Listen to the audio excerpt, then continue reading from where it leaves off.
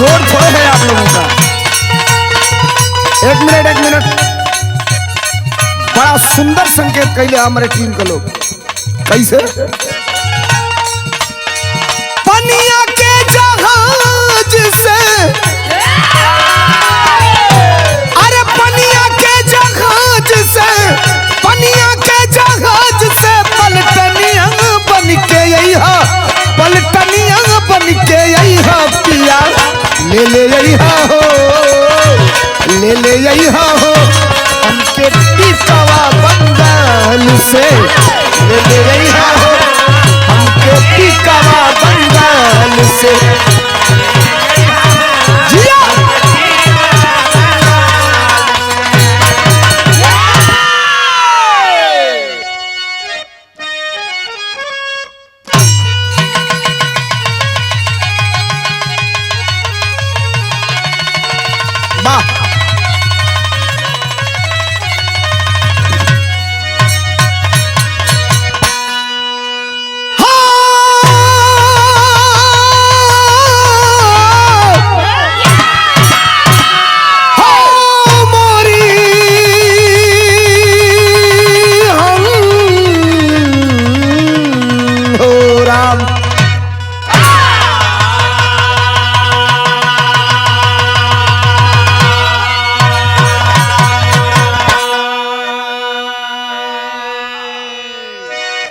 भैया लोग, बड़े दिन से आप लोगों का भी डिमांड रहा, हर विरहा के कमेंट में आप लोगों का मांग रहा हमरा से एक वीर रस के विरहा का। कई बिंदुओं पे चर्चा हुई, अंततोगत्वा गया कवि ने यह सर्टिफाई किया कि ये जो विरहा मैं आपके बीच में लेकर के आ रहा हूं इसे गाना चाहिए। रोज आप विरहा सुनते हैं वीर रस, वीर रस वो वीर जो हंसते हंसते मातृभूमि के लिए अपने गर्दन को कटा दिए, हंसते हंसते सूली पर चढ़ गए, फांसी के फंदे पर चढ़ गए, लेकिन कहा कि जब तक हूं तब तक इनकलाब पैदा होता रहेगा। यह संदेश दिया कि मेरे न रहने के बाद आने वाली पीढ़ियों के लिए भी ये इनकलाब रुकना नहीं चाहिए। सुनिए इस विरहा को भूमिका से। कैसे मास्टर?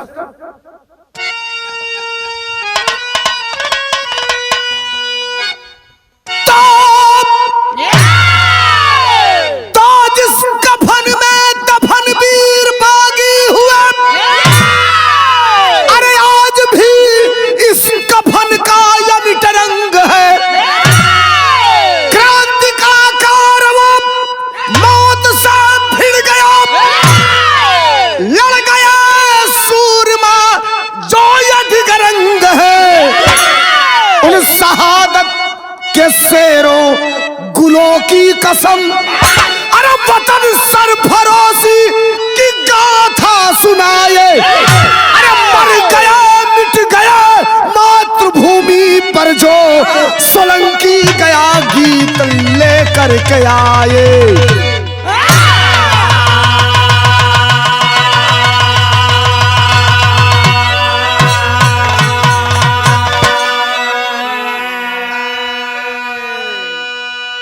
कितनी बड़ी लाइन लिखा गया कवि ने, मर गए मिट गए मातृभूमि पर जो सोलंकी गया गीत लेकर के आए।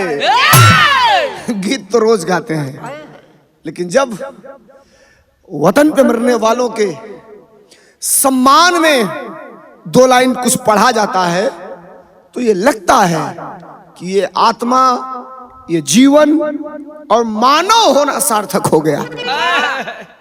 बिरहा हो कैसन, वीर रस गवात कैसन हो, कुल आपके बीच में साफ हुई। गजल हो, और हमारा हिसाब से गया कवि ने हमेशा प्रयोग ही किया है बिरहा में। इस बिरहा में भी एक नया प्रयोग है। कौन गजल है मास्टर? वाह,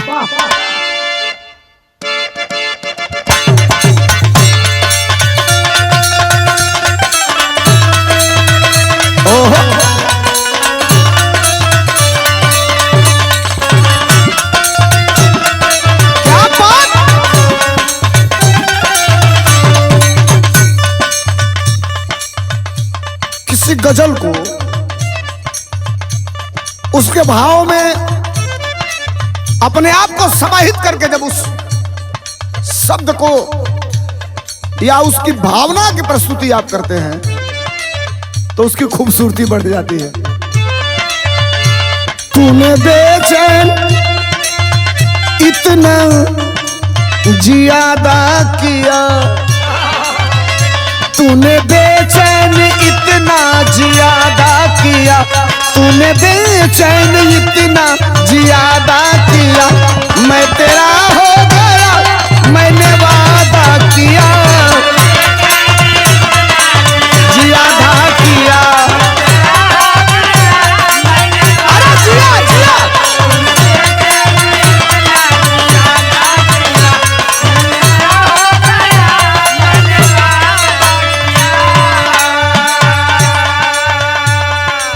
ये देखिए थोड़ा सा सेंटिमेंटल भाव, यही लेखनी की मूल परिभाषा होती है। जिस विधा को आप गा रहे हैं और जिस परिप्रेक्ष्य में गा रहे हैं, कलम अगर उस रास्ते पर चल गई तो गीत बारूद बन जाती है। और बनाया है गया कवि ने क्या, वीर मरते मगर मर के मरते नहीं। लाइन सुनिए, अरे वीर मरते मगर मर के मरते नहीं, वीर मरते मगर मर के मरते नहीं, हर चिता पे अमर दीप जलते नहीं, वीर मरते मगर मर के मरते नहीं, अरे वीर मरते चलो बहादुर।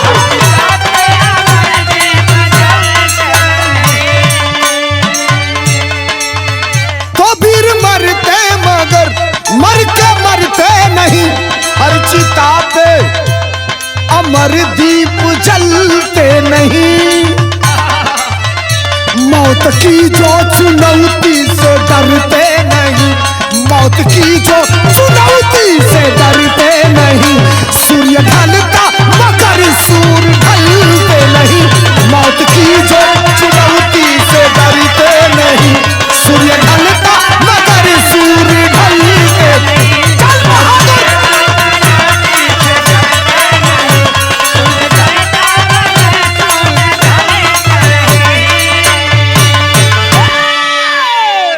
कोटेशन तो है ये, लाख हजार बड़े से बड़े लोगों से आप बिरहा सुनते हैं। मैं सीधे सीधे सर्टिफाई करके आपके बीच में एक बात हमेशा वेरीफाई करता हूं, मैं कभी किसी से अपने आप को जोड़ता नहीं, प्रयास करता हूं कि लीक से अलग हट के कुछ बात हो।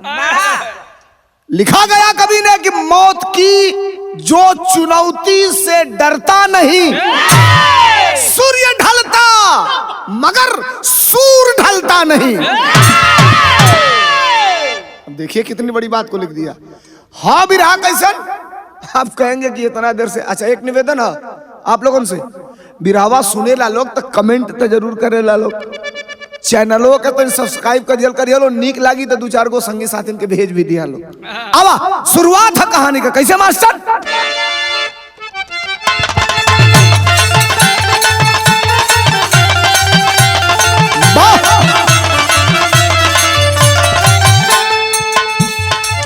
थोड़ा सा पृष्ठभूमि बिरहा का सुनिएगा।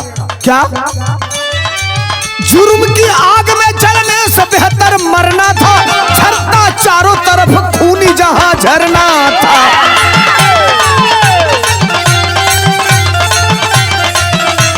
समय दूसरा था, अचानक गोरखपुर में क्रांति की मसाल जली, रैली रिहाई की रोड से विशाल चली।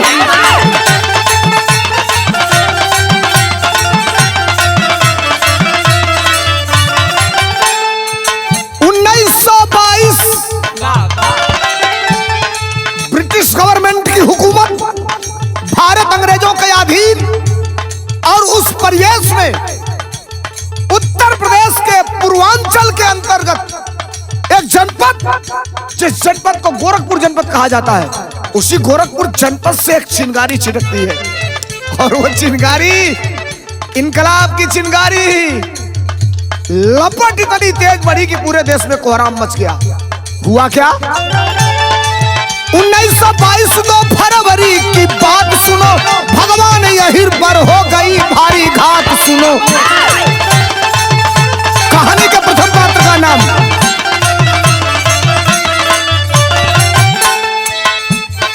ब्रिटिश पुलिस ने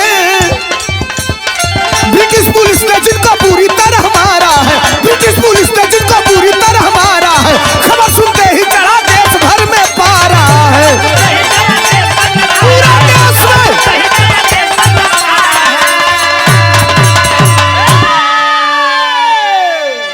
अब समझिए हमारे कहानी को, बिरहा कहां से आपके बीच में प्रस्तुत कर रहा हूं। उत्तर प्रदेश के गोरखपुर जनपद के अंतर्गत यह कहानी आपके बीच में रख रहा हूं। ब्रिटिश हुकूमत में एक भारतीय जो सेना का जवान था और सेवानिवृत्त भी हो गया था, जिनका नाम भगवान अहिर बताया गया। वो भगवान अहिर सेवानिवृत्त हो चुके थे। उसी समय देश में महात्मा गांधी जी के द्वारा चलाया जा रहा असहयोग आंदोलन अपने चरम सीमा पे धीरे धीरे चढ़ता चला जा रहा था और भगवान अहिर को इधर इनके साथ एक घटना हो गई।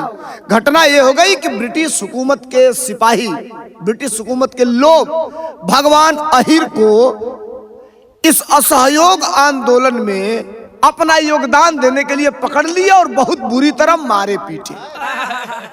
और कुछ क्रांतिकारी लोग, जो लोग असहयोग आंदोलन में अपना समर्थन दे रहे थे, उनको उठा करके जेल में बंद कर दिए। अब अंजाम यह निकला कि भगवान अहिर के नेतृत्व में असहयोग आंदोलन को समर्थन देने के लिए, जेल में बंद लोगों को छुड़ाने के लिए, एक दो पॉइंट और, शराब की कुछ दुकानें थी उसको बंद कराने के लिए और बढ़ी हुई खाद के दामों की कीमत कम कराने के लिए धरना प्रदर्शन करने के लिए लोग निकल गए। संख्या ज्यादा थी। इनकलाब उस समय पैदा हो रहा था, देश अंग्रेजों के अधीन था। मातृभूमि की रक्षा के लिए, देश को आजाद कराने के लिए हजारों लाखों रणबांकुड़े सड़क पे आकर के ब्रिटिश गवर्नमेंट को कुचलने के लिए आतुर हो रहे थे। उसी परिवेश में गोरखपुर जनपद का वो छोटा सा जगह, अब मैं आपको स्पष्ट बता दूं कि चौरी और चौरा, चौरी चौरा जो नाम है, ये दोनों दो गांव थे। एक अंग्रेज रेलवे के अधिकारी के द्वारा दोनों को एक में मिलाकर के चौरी चौरा कर दिया गया था। आप इतिहास पढ़ेंगे तो ये बात आपको पता चलेगी। उसी चौरी चौरा के अंतर्गत ये धरना प्रदर्शन करने के लिए भगवान अहिर के नेतृत्व में लोग चलत हो। आज जब चलल तो बिरहा में तरज लाग गई। कौन तरज? हमारे साथ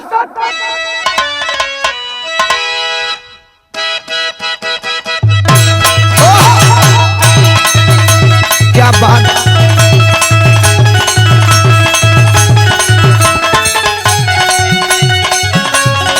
अरे जिया राजा,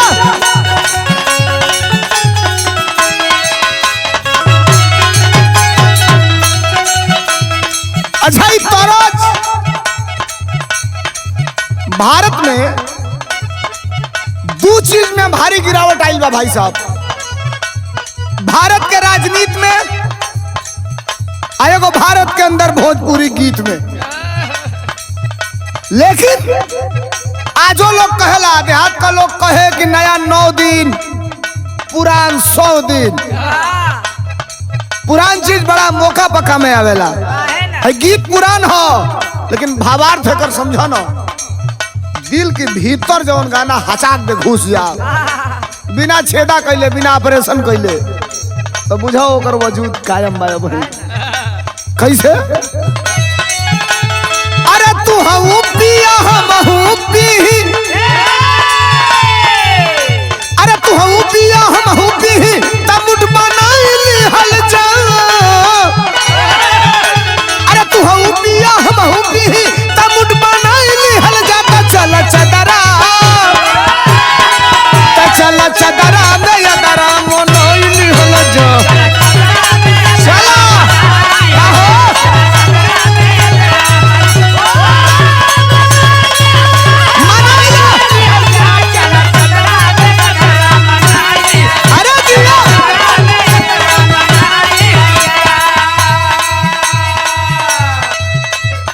भगवान अहिर के नेतृत्व में जब प्रदर्शनकारी चले हैं, आखिरकार उस समय का, उस थाने का वर्तमान दरोगा, जिसका नाम गुप्तेश्वर सिंह बताया गया इतिहास के पन्ने में, और वो गुप्तेश्वर सिंह को जब भनक मिलती है तो अपने सिपाहियों को लेकर उन प्रदर्शनकारियों को रोकने के लिए आगे बढ़ता है। और जब प्रदर्शनकारी नहीं मानते हैं तो अपने 15-20 सिपाहियों को, अधिकारियों को लगाकर हवाई फायरिंग कराता है। हवाई फायरिंग के बाद ये प्रदर्शनकारी और उग्र होते हैं, और उग्र होने का परिणाम ये आया, हिंसा भड़क गई। और जब भड़की तब फिर से प्रदर्शनकारी बढ़ते हैं किधर मास्टर? बांध का फनवा सिर पर जवान चले हैं, बांध का सरिया सिर पर जवान चले हैं, गांव घर से, गांव घर से निकल के किसान चले हैं। चलिए चले,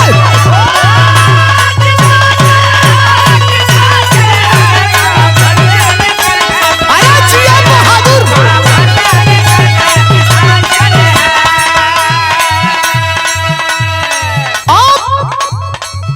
उन प्रदर्शनकारियों में संख्या नौजवानों की, किसानों की, खेत में काम करने वाले मजदूरों की, जिनको मोहब्बत था अपने मातृभूमि से।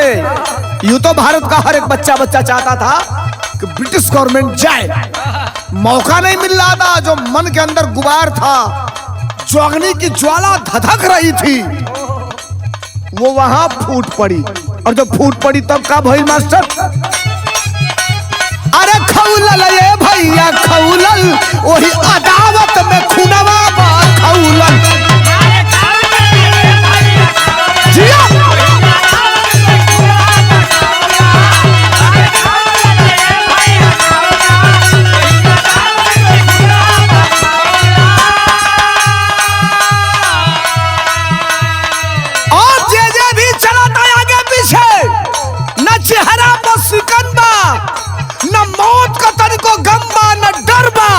इनकलाब जिंदाबाद हो रहल बा। तो नहीं परवाह गोला गोली के बा, खेले के मन खूबी होली के बा। नहीं परवाह गोला, अरे खूबी होली के बा। चलो बहादुर,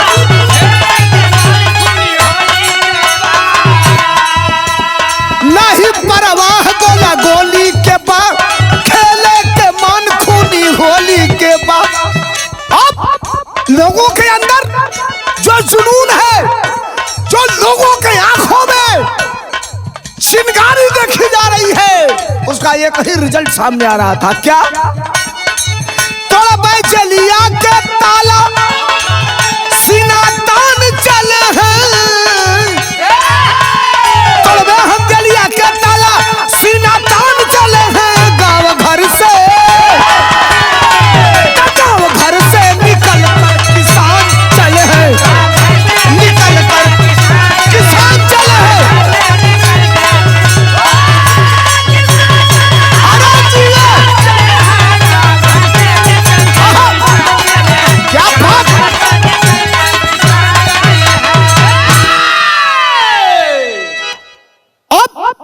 समझिए इस बात को। घटना की चर्चा पूरे क्षेत्र में, पूरे इलाके में, धीरे धीरे पूरे प्रांत में इस घटना की चर्चा हो गई। अब देखिए, आज के जमाने में तो एक सेकंड में पूरे नेशनल, इंटरनेशनल स्तर पे किसी भी खबर का खुलासा और पहुंच जाना संभव है।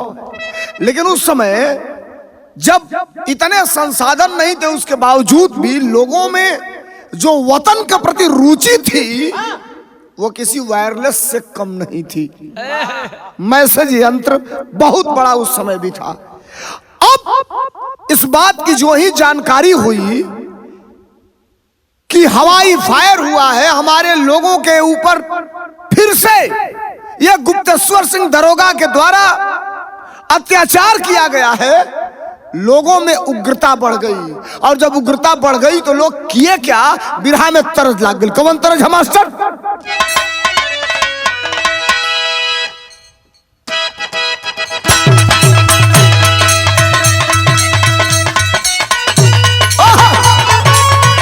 क्या बात!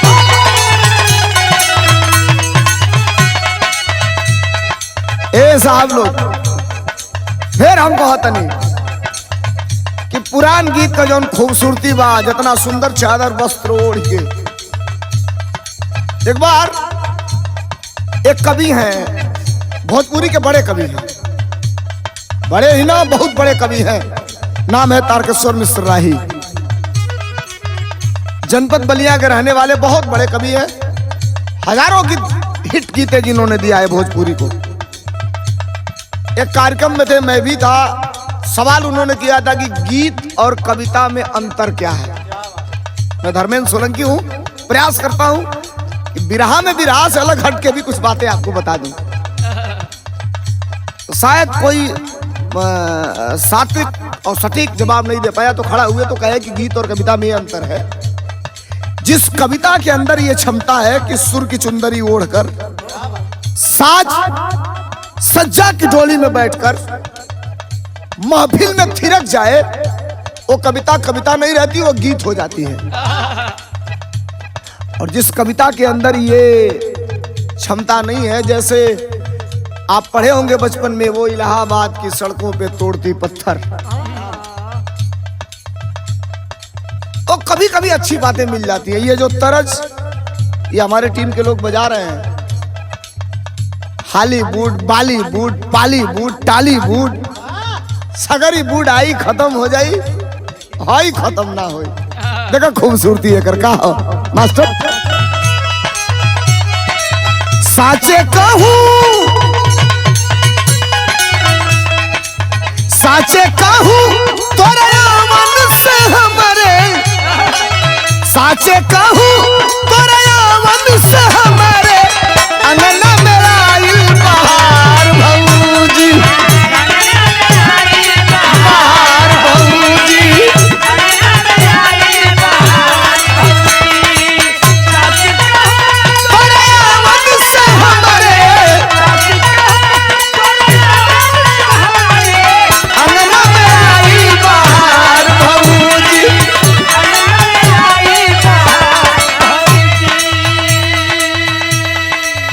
एक लाइन जो मुझे बहुत प्रिय लगती है इस गीत की, बार बार जब कभी अकेले होता हूं तो गाड़ी में सुनता हूं।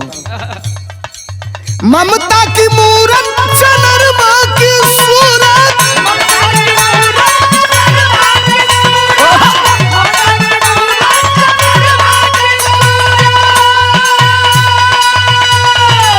ममता की मूरत चंद्रमा की सूरत, देखो लाखों में एक हमार भौजी, लाखों में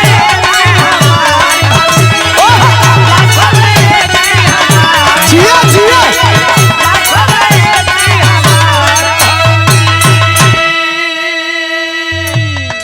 अब खबर जब चौरी चौरा थाने के अंदर, उस समय मुखबिर भी तो होते थे। हम तो ये कहते हैं कि इस देश में अगर क्रांतिकारी पैदा हुए तो इसी देश में, इस भारत का दाना अनाज खाकर इसी देश में गद्दार भी पैदा हुए, जो हमारे कई रणबांकुरों को खुफिया तरह से सूचना देकर के उनकी हत्या करवा दिए। गुप्तेश्वर सिंह को इसकी सूचना मिलती है कि भीड़ बेकाबू है और भीड़ चढ़ रही है किधर, थाने की तरफ। हुआ क्या, लगी है खबर चौरी चौरा के अंदर, लगी है खबर चौरी चौरा के अंदर, आए हैं बागी हजार भैया, आए हैं बागी हजार भैया, लगी है खबर चौरी चौरा,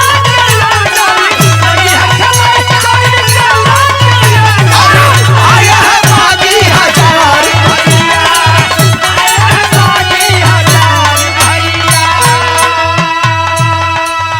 आप लोगों ने एकदम टारगेट बना लिया। अब बहुत हो गया, अब इन अंग्रेजों का डिक्टेटरशिप अब नहीं चलेगा।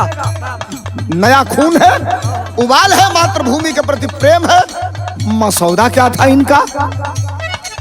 मनसौदा जिनका है फूकेंगे खाना।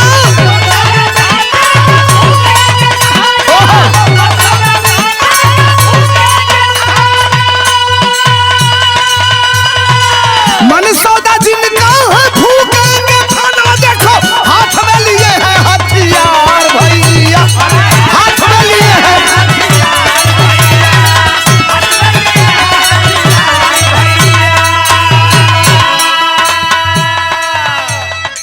अब क्रांतिकारियों के पास लाइसेंस तो था नहीं, वो सरकार दे भी नहीं सकती। अपने सुरक्षा के लिए जब पुलिस गोली चला रही हो, भी अंग्रेजी पुलिस, तो या तो हम सीधे सीधे सीना ऐसे करके गोली खा के मर जाए, और नहीं तो मुझे मातृभूमि की रक्षा भी करनी है, अपनी भी रक्षा करनी है, तो उसके एवज में मुझे कुछ करना पड़ेगा। भीड़ चल दी आगे, एकदम थाने के गेट पर भीड़ है, और गुप्तेश्वर जो दरोगा था आदेश दे दिया उसने, किस बात का? गोली चलाने का इन प्रदर्शनकारियों के ऊपर। लेकिन तब तक हुआ क्या मालिक? भैले हैं ले अंग्रेजी सिपाही,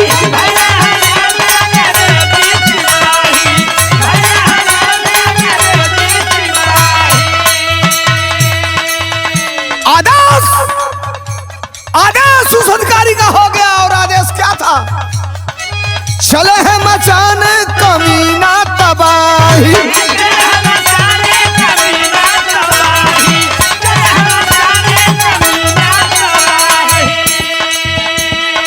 जनरल का आदेश ऊपर से आया,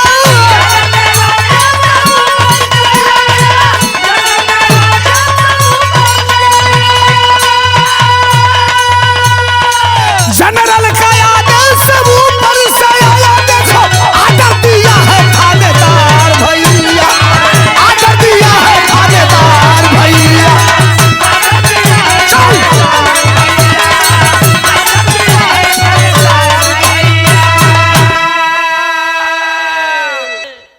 जिस समय ये घटना हुई चौरी चौरा की, जो मैं आपके बीच में कहने जा रहा हूं, थोड़ा सा पहले ही ये कॉन्सेप्ट मैं आपके बीच में साफ करना चाहता हूं। उस समय वायसराय था वहां। वायसराय का मतलब समझ लीजिए, वायसराय किसे कहते थे उस समय? वहां के राजा का, या वहां के उस क्षेत्र पर जो शासक था, उसके प्रतिनिधि के रूप में काम करने वाले को वायसराय कहा जाता था। ऊपर से आदेश आ गया वायसराय का। उस समय वायसराय का नाम क्या था? Lord reading. अंग्रेजी हुकूमत का वही वायसराय था। और आदेश था कि इन प्रदर्शनकारियों को किसी भी कंडीशन में थाने के पास तक पहुंचने नहीं देना है। इसके लिए जो कुछ करना है करो। गोली चलनी चालू हो गई। वहां तैनात सब इंस्पेक्टर, जिसका नाम पृथ्वीपाल बताया गया गुप्तेश्वर के बाद, उसने आदेश दे दिया गोली चलाने का। तरतर तरतर अंग्रेजी बंदूकों से गोली चलना चालू हो गई। साहब, इस गोली चलने से भारत मां के कई रणबांकुरों के सीने अंग्रेजी हुकूमत की गोलियों से छलनी हो गए। अब तो भीड़ में उबाल आ गई। अरे लोग चढ़त जात हवा, बढ़त जात हवा। यार अंग्रेज का कहीं टेरी लगल भी रहा में। कैसे मास्टर?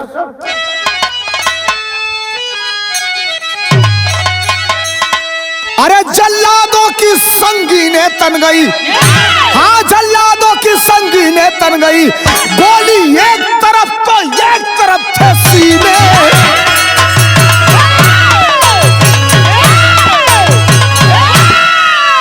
गोली एक तरफ और एक तरफ थे सीने। जल्लादों की संगीने तन गई।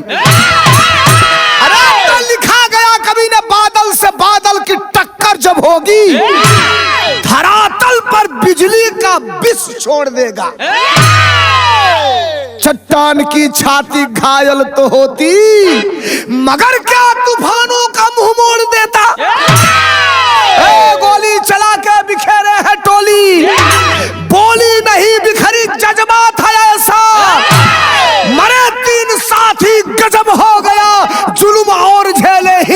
जानी कैसा। 3 लोग लेट गए धरती पर, या तो मुंह के बल या तो पीठ के बल, दोनों तरफ से नीचे से रिसाव ब्लड का हो रहा है।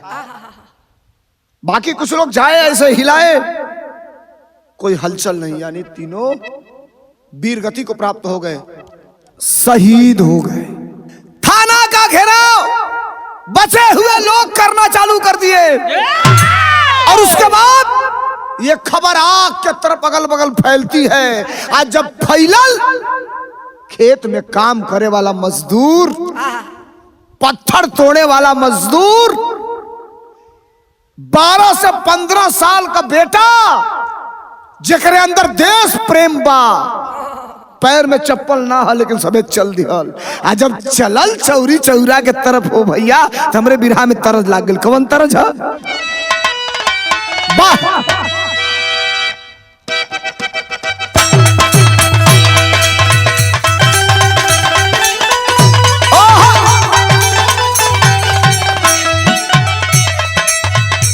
तरह किसी के भावना को जब आप नजर बंद करके समझेंगे, हर बात कहने के पीछे कोई न कोई तात्पर्य होता है। प्रेम है, अपनापन है, स्नेह है, मोहब्बत भी है, और इन चारों का उद्गार आ रहा है क्या? सावरी सूरतिया के दिखते ही, सावरी सूरतिया के दिखते ही देही में परान यही है।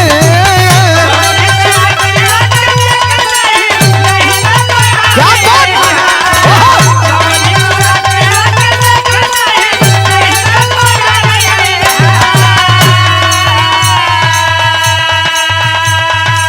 सावरी सूरतिया के दिखते ही देही में परान यही है।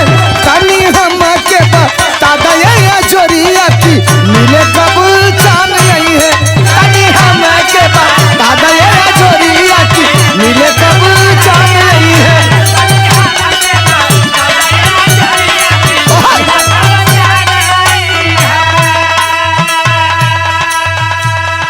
अब खाली चौरिया चौराना गोरखपुर परिक्षेत्र के चारों तरफ, हालांकि उस समय भी कुछ सूचना तंत्र, रेडियो या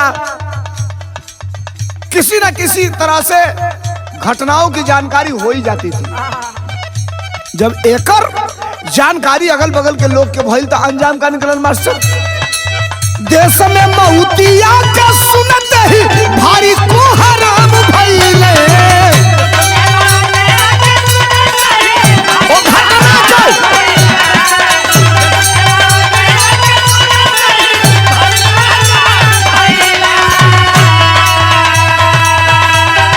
अरे देश में मऊतिया का सुनते ही भारी को हराम भइले। बागी बीरावन में उठल बा लवरिया की मरे के तमाम लइले। बागी बीरावन में उठल बा लवरिया की मरे के तमाम लइले।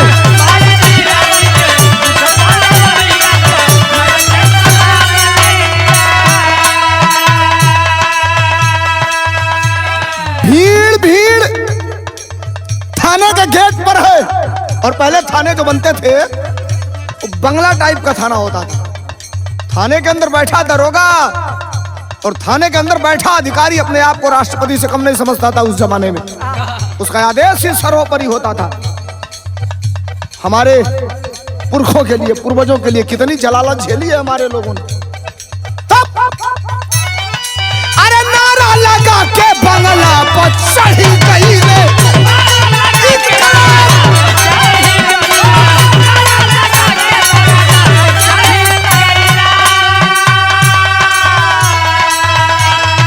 और पृथ्वीपाल दरोगा का माथा चढ़ रही ले।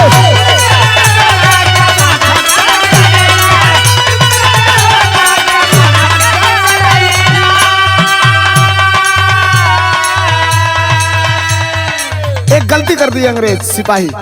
क्या गलती की है? सामने भीड़ है चारों तरफ हजारों की संख्या में, गोलियां लगभग इनकी खत्म हो गई, और कुछ तो डर से नहीं निकले कि एक मरेगा, अगर 20 पकड़ लेगा तो मार देगा। और सब लोग थाने के अंदर घुस करके अंदर से गेट बंद कर दिया। वो ये समझे कि मैं इसी में सुरक्षित हो गया, थाने के अंदर कोई आएगा नहीं। तबले जब अपने पे आ जाती है भाई साहब, क्रांतिकारियों ने 3 लोगों की लाशें देखी थी, कई लोगों को तड़पते हुए देखा था, खून में उबाल था। और इसके बाद हुआ क्या मास्टर? तेल की राशन का उठाई करके ले गई इंतकाम चलले, तेल की राशन ले गई इंतकाम चलले।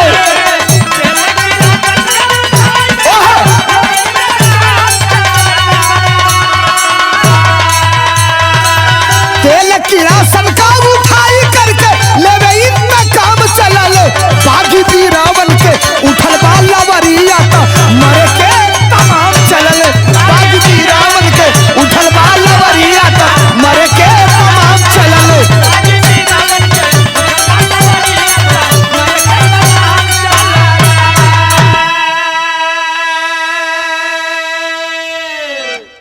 समझिए, पूरी सच्चाई ही बयां कर रहा हूं आपके बीच में। कुछ क्रांतिकारी ऐसे थे जिन्हें लगा कि अहले वतन के लिए, भारत के लिए कैंसर के रूप में अगर कोई है तो ये अंग्रेज अधिकारी और ब्रिटिश हुकूमत। मिल गई किरासन का तेल, कुल पुलिस वही थाना में के भीतर है घुसा लो, वो बुझा सुरक्षित है तो माटी का तेल छिड़क के थाने में फूंका गई। कौन थाना?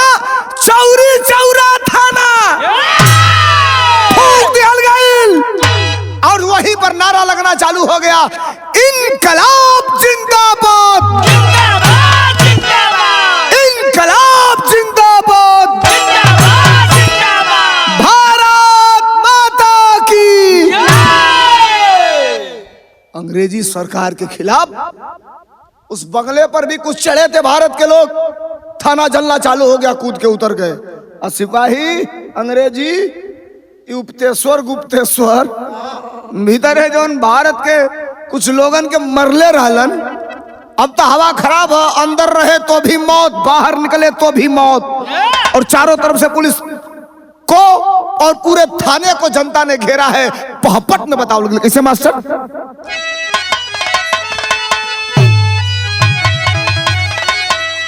अरे फूंक दिए चौरी चौरा के थाना बागी भारत के, अरे फूंक दिए चौरी चौरा के थाना बागी भारत के, और कफनवा बन गई ले दीवाना बागी भारत के।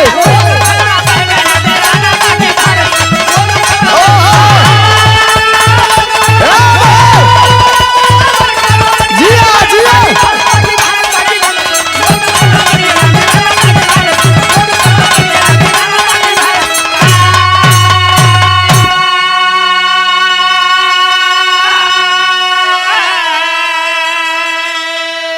थाना जलना चालू हो गया, और तब धू धू करके जलने लगा।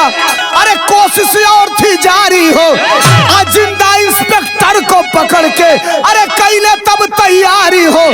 अरे करब हवन यही अगिया में मस्ताना बागी भारत के, लूट रहा है जो मेरा आसियाना बागी भारत के।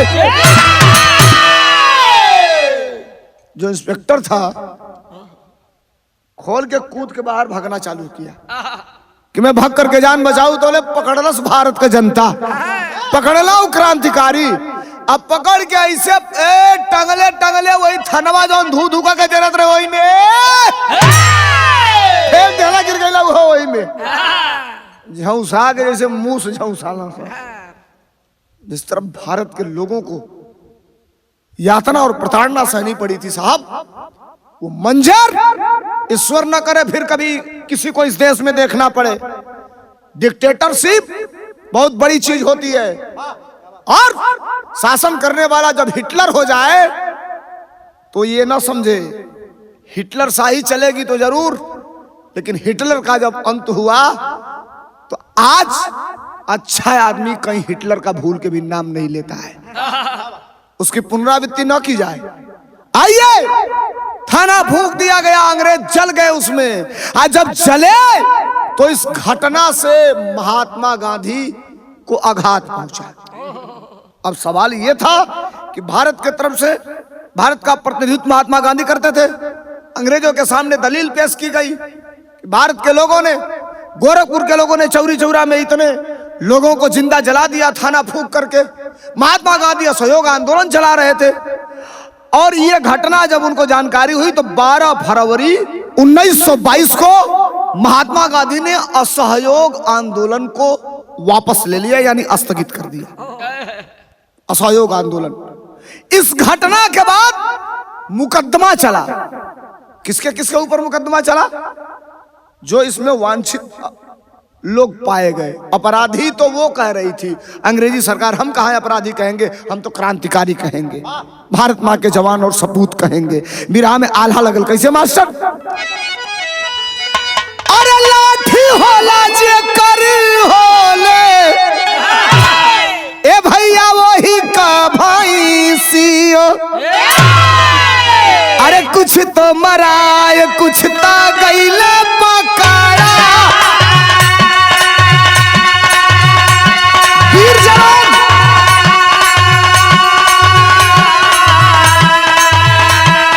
अरे जौना जलवा में बंद पहिले से रहले।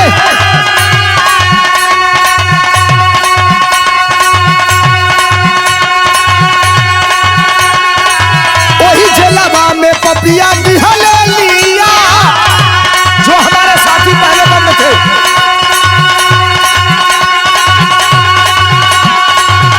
अरे नमक वाली पानी हो पिया में जबरी बाबू।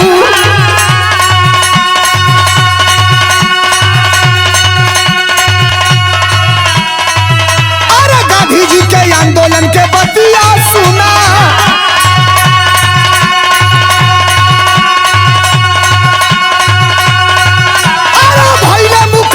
सजैया से पहिले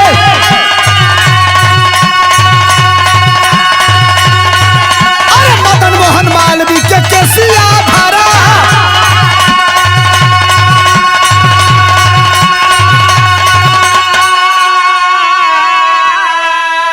अरे तो बड़ी उपलब्धि लागल देशवा के हाथे, तो बड़ी उपलब्धि लागल देशवा के हाथे। अरे कुछ कैदियन के लिहले मालवीय जी छोड़ाए बाबू।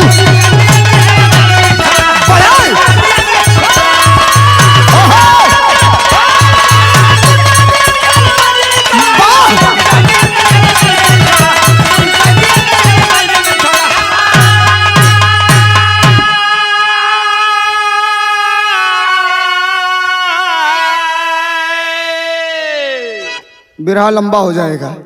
वतन के दीवानों की कहानियां और वतन के दीवानों का पैगाम, पैमाना, पृष्ठभूमि और उनके साफ पाक चरित्र की चर्चा अगर हम करेंगे तो 40 घंटे भी बिरहा गाए तो भी उनकी कृति और उनकी कृतियों को गाया नहीं जा सकता। मुकदमा चल गया अंग्रेजी कोर्ट में और अंग्रेजी कोर्ट में मुकदमा चला। 172 आरोपियों की फांसी की सजा दे दी गई।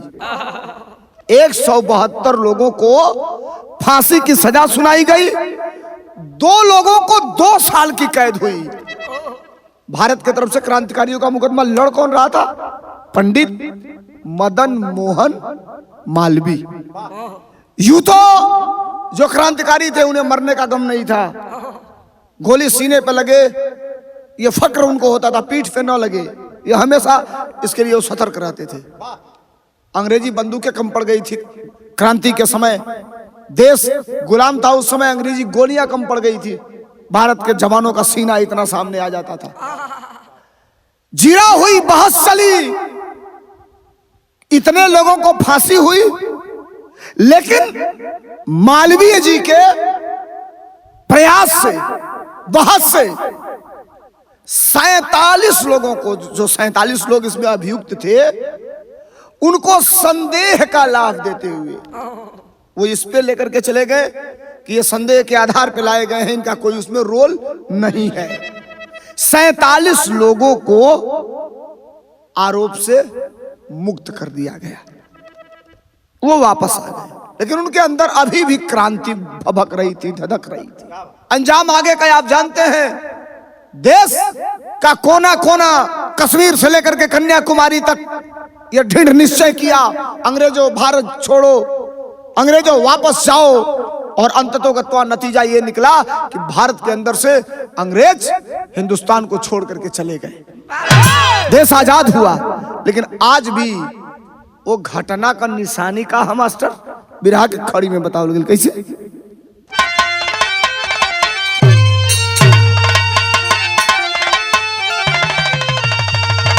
अरे शहीदी स्मारक चौरी चौरा में बनल, धनी रे देश का जवानवा जयागी पर चलल।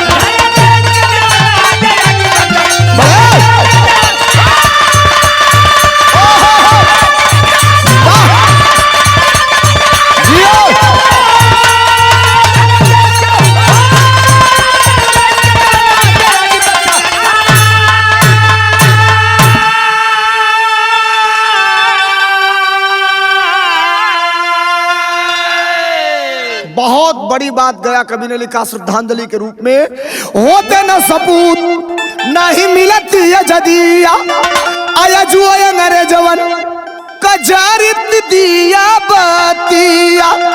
अरे आज देश में हमारे आई ताना साही बात तनल, धनी रे देश के जवान आवाज आगी पर सरल।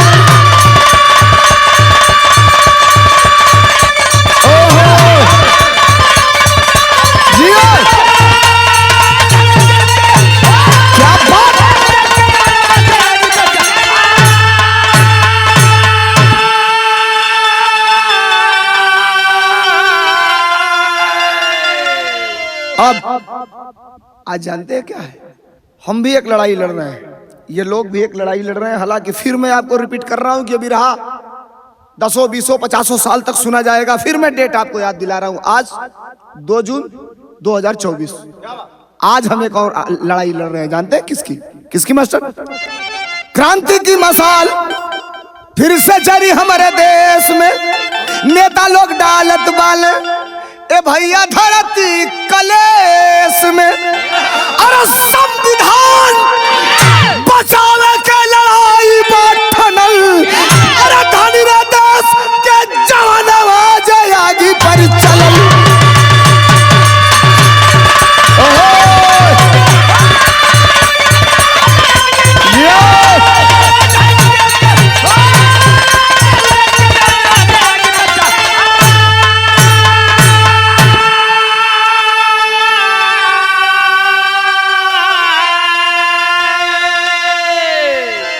मित्रों, मेरा नाम धर्मेंद्र सोलंकी है। यूं तो नकल किसी की कर लेना उसकी बराबरी नहीं होती, हर आदमी गा रहा है।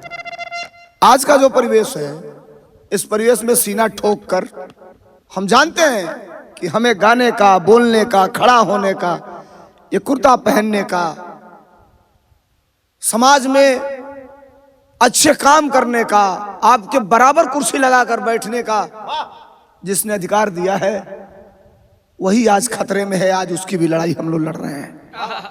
और यकीनन विश्वास है, हिम्मत है, हिम्मत मर्द, मर्द खुदा, ये हिम्मत है और ये जज्बा है कि उस संविधान को हम मिटने नहीं देंगे, जिसका नेतृत्व आदरणीय श्रद्धेय अखिलेश यादव जी के नेतृत्व में कई सामाजिक संगठन और कई दलों के लोग कर रहे हैं। हम संविधान को बचाएंगे, संविधान बचेगा तो हम सुरक्षित रहेंगे, हम बचेंगे। हम चौरी चौरा कांड में शहीद देश के जवानों को, रणबांकुरों को सत सत नमन करते हैं, सलाम करते हैं, श्रद्धांजलि अर्पित करते हैं। ये बिरहा आपके बीच में पेश है, कैसा लगा कमेंट करके जरूर बताइएगा। अब क्या सुनना चाहते हैं ये भी बताइएगा। हाथ जोड़ते हैं साहब, चैनलों के सब्सक्राइब कर दिया लोग, नीक लगी तो अपने 2-4 संगी साथी के भेज दिया लोग। बिरहा में परिचय है अपने खानदान का। का मास्टर? गुरु बिहारी, गुरु गणेश, है धन्य देश के नाहर, स्वर्ग चंद्रिका करो देश से बेईमानों को बाहर। जल्लादों की संगीनें तन गई, जल्लादों की संगीनें तन गई। अरे सोलंकी गया कभी अब काटेंगे आस्तीनें, जल्लादों की संगीनें तन गई।